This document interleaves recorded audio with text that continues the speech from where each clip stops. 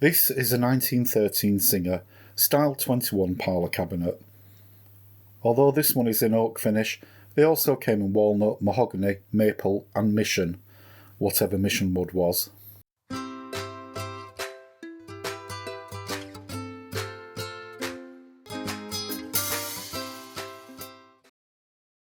Note the little button on the front of the cabinet.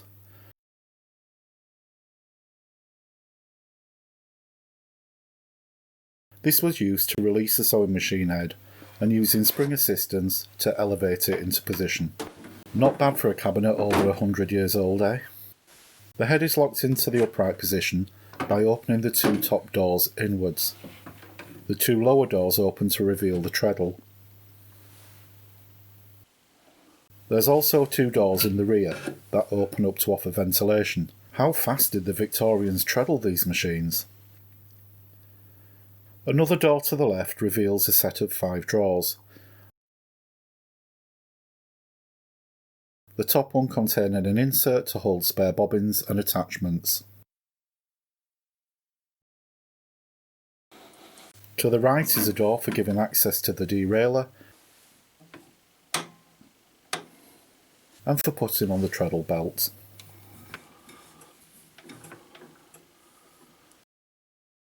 A further door to the right hand side, making a total of 9 doors on this cabinet, gives access to the flywheel for belt replacement and maintenance.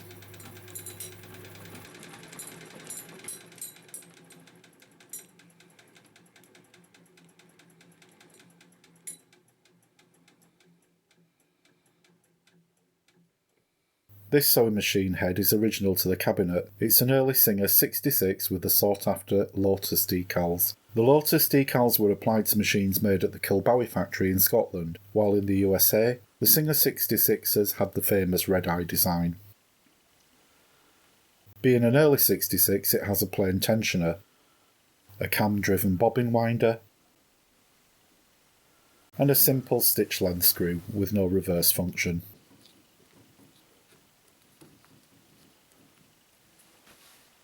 One unusual feature of this machine is, as well as being treadle driven, it also has a hand crank, useful for times when more control is needed.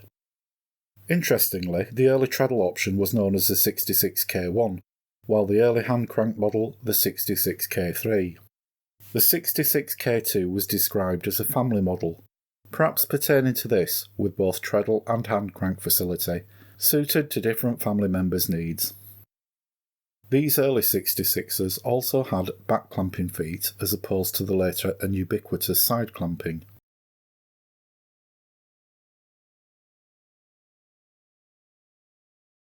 Often these early back clamping machines would have been converted to side clamping, as many more attachments were available, but this still has a lot of its original attachments in the drawers.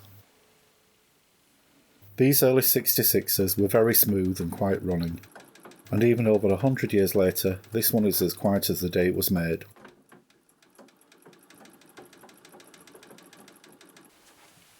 To close up the cabinet, first close the top doors to allow the head to be pushed back down until it clicks. A bar at the top stops the head springing up if the button on the front of the cabinet is accidentally pressed. Close the rear and front bottom doors and fold the lid back over.